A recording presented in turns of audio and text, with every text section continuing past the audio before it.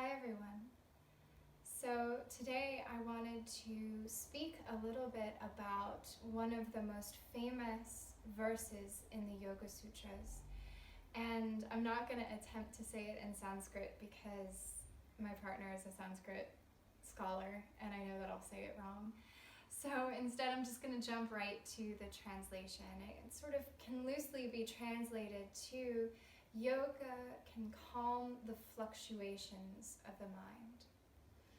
And I love this image, right? Because fluctuations, right, is almost like this idea of like a wave. And the way that, I don't know about for you, but for me, the way that my anxiety or my fear, or even just any sort of mind state shows up for me often feels like a tidal wave, right? And I feel like I'm getting flooded. And so the idea that this practice of yoga can calm the fluctuations of the mind is really quite profound. Because when they're talking about yoga, you know, the Patanjali Yoga Sutras were written a long time ago, very long before Lululemon and Power Flow and all of these things. So when we speak about yoga in the context of the sutras, what we are speaking about is yoga as a form of unity, right? Of union. This practice that can bring us back home to ourselves. And I love this idea of yoga calming the fluctuations of the mind, because then we can begin almost like the way that, you know, if you have a jar of water and there's some sediment in the water, some dirt in the water, and you shake it up, it becomes really cloudy, really hard to see clearly.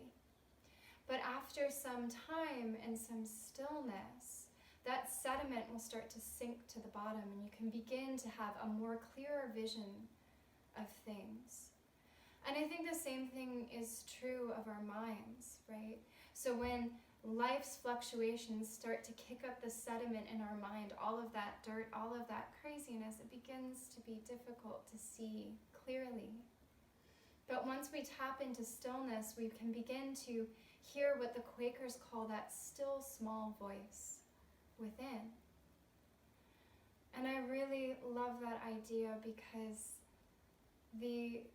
in this perspective, the process of dealing with our minds, of dealing with these fluctuations is very simple.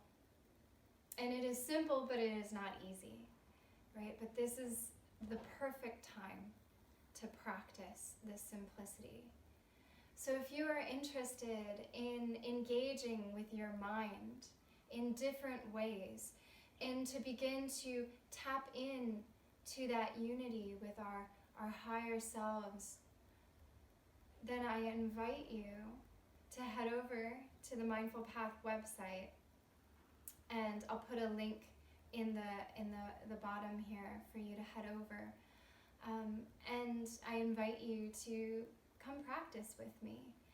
And this is a practice that I am so honored to share with you. I'm so honored to bring to you, especially in this time of great suffering. These were practices that were developed specifically for times like this in mind, when the mind is running rampant with fear or anger or delusion, these things that the Buddhists call the three poisons, right? Yoga is the perfect antidote to that. And so, once again, I invite you to participate with me in taking this very sacred medicine, to re-engage with ourselves, to sink into stillness and breath and contemplation. Because times like these, this is what we're being asked to do. Thank you.